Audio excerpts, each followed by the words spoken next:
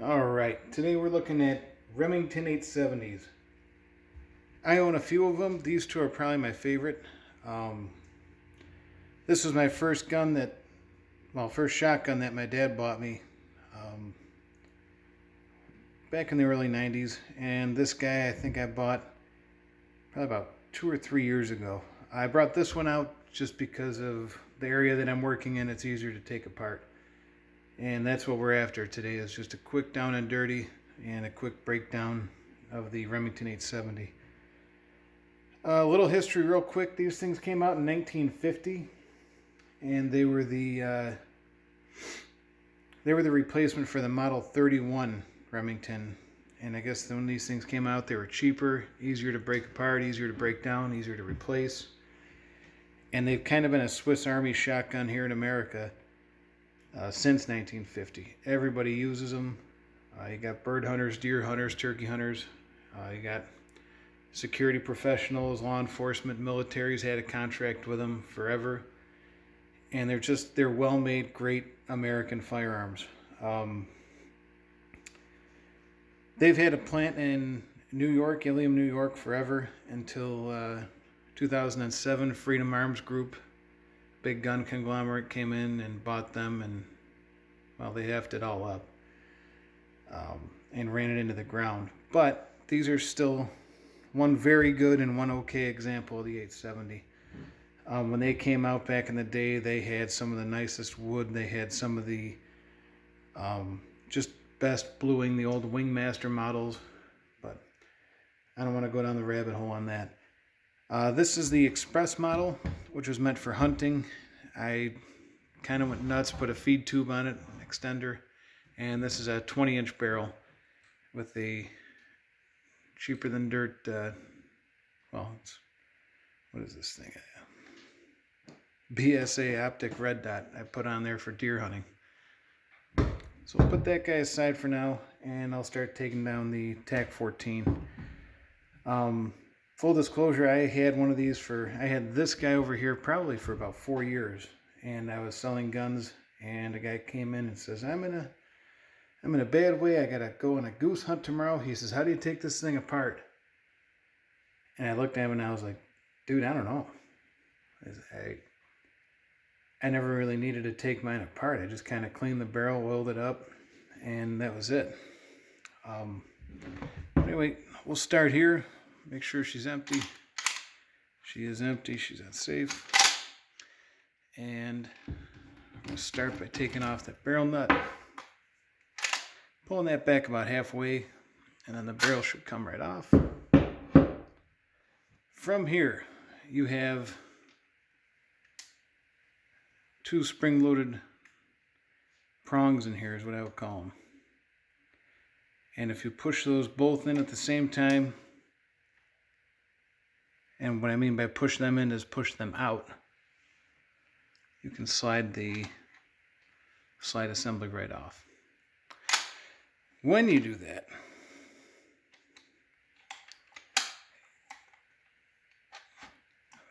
be careful that you don't set all the expensive parts down here, because this guy is just on a little, almost like a train track, and it has a tendency to fall on whatever's underneath it.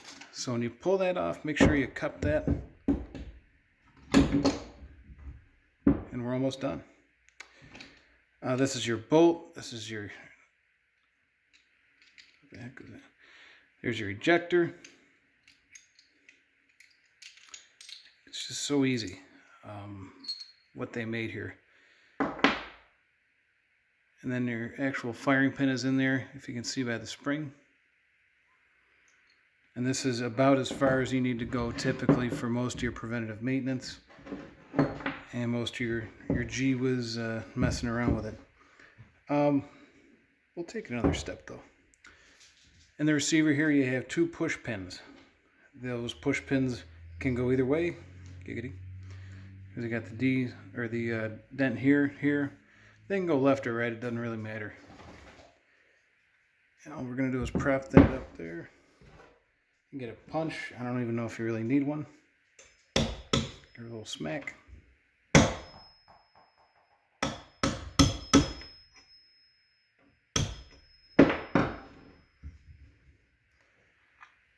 come right out.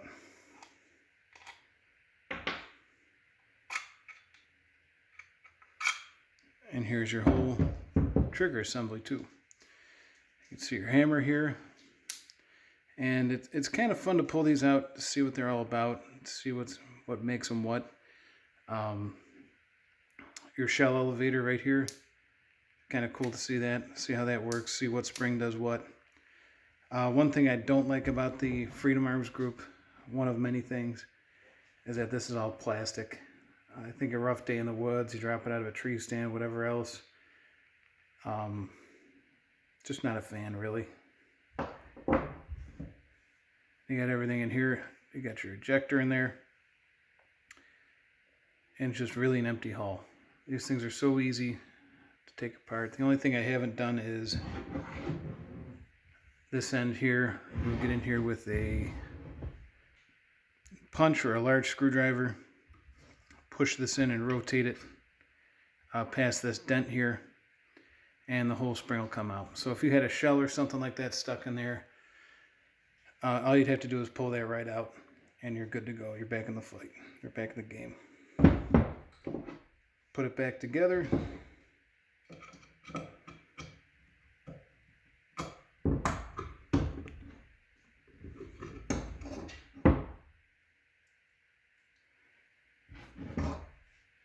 It's going to sit right in here.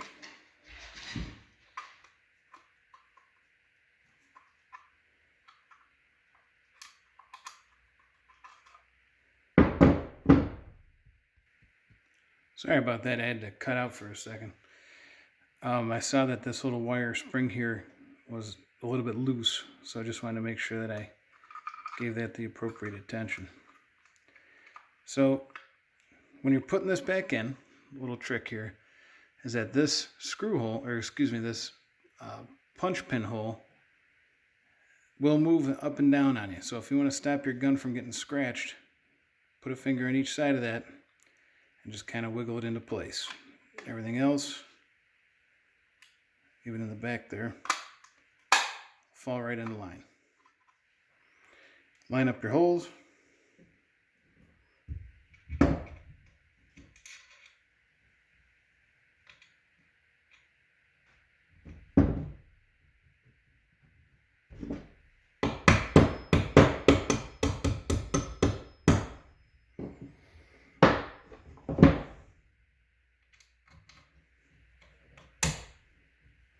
And that back one doesn't even need a punch, but the front ones, they are spring loaded, so you might want to give them a little bit of love. Make sure that it's flush with your thumb on the side of the gun, and you'll even hear that click right in there. From there, put our bolt back together. I always thought of this when I'm putting it back together, just for the ease of it, is you want your shell on here on this flat side.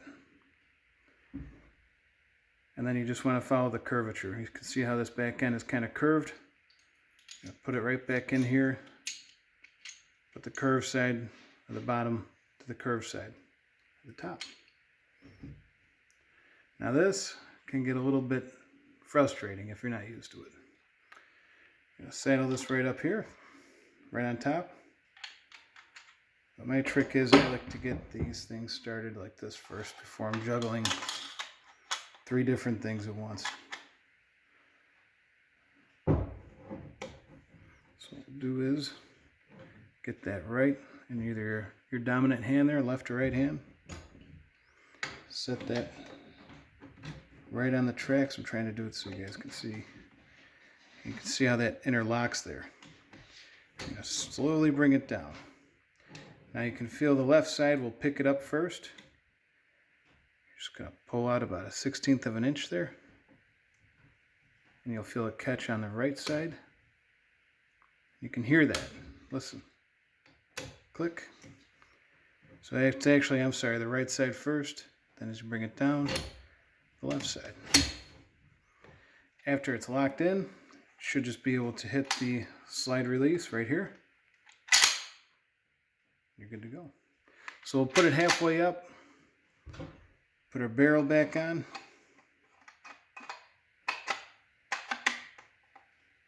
And when you're doing that, you always want to see threads right here. When you see those, you know you're good.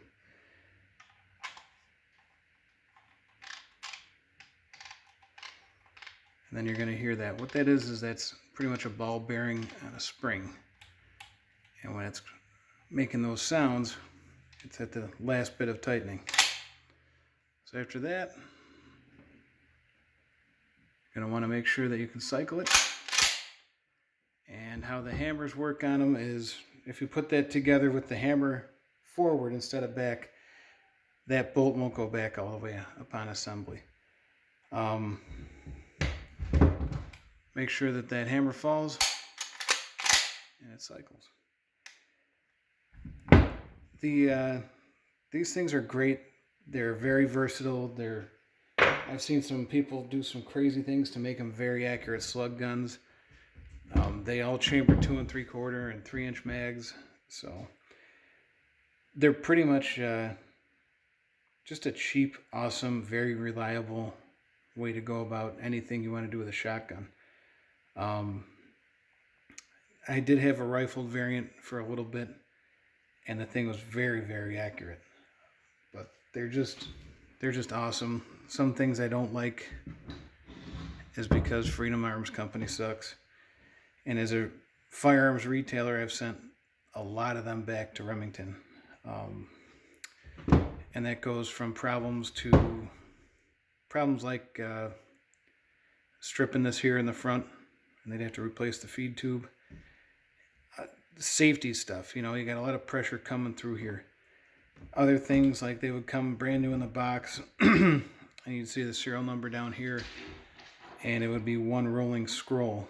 And how they do that is they put these through the machine, and then it scrolls the serial number on them. It would just be about a 1/4 inch hole right here, or it'd be about 16 letters smashed in there. So it's just, maybe that doesn't affect the operation of the firearm, but for a serial number to be like that on a controlled item, it just tells me that there wasn't too much quality control. Where the older 870s, you were dealing with steel parts, and you were dealing with just a much better product, a much more solid product. But anyway, that ought to do it for tonight. I appreciate everybody hanging out. I appreciate you guys giving me a view. Feel free to like it. Feel free to subscribe to it. And I'll be back soon with another video. Thanks for hanging out to the end. Have a good night.